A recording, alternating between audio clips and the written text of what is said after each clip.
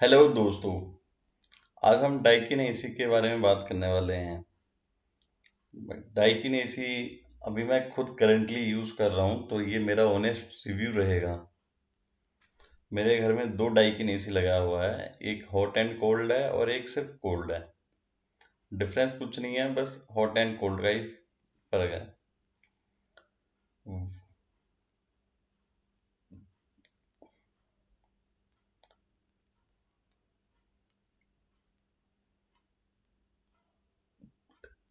120 से 180 square feet के लिए सफिशियंट है।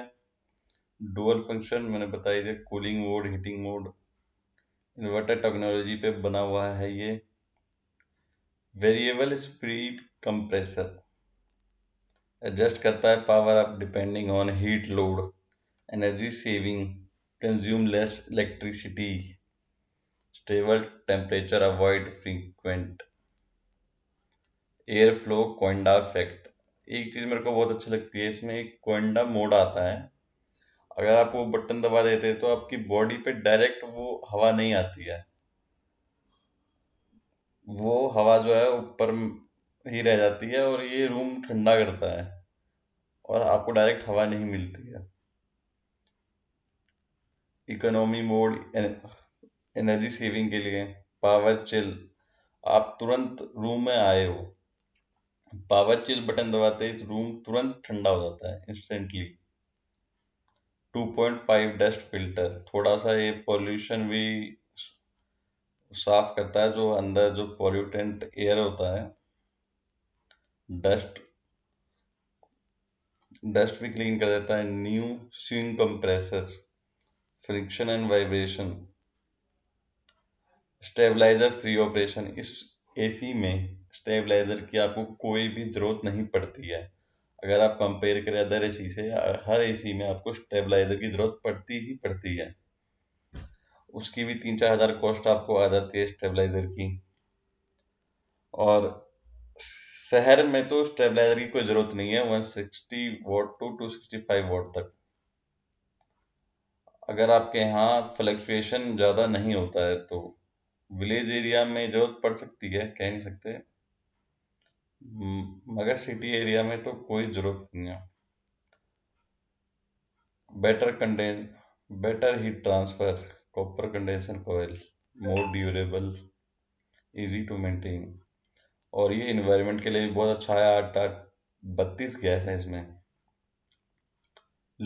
Lower global warming potential, power consumption 900 to 1100 unit या depending usage. Comfort, no need for separate heater, आपको अलग से एक हीटर रखने की जरूरत नहीं पड़ती। अब घर में सामान भी बहुत ज्यादा हो जाता है, एसी लो, हीटर लो, और भी चीजें हैं फिर तो एक तो इसलिए बहुत बढ़िया है। दूसरा, ये एसी महंगा आता है अदर एसी के कंपैरिजन में। अगर आप दूसरा एसी लेते हैं तो आपको सस्ता पड़ेगा।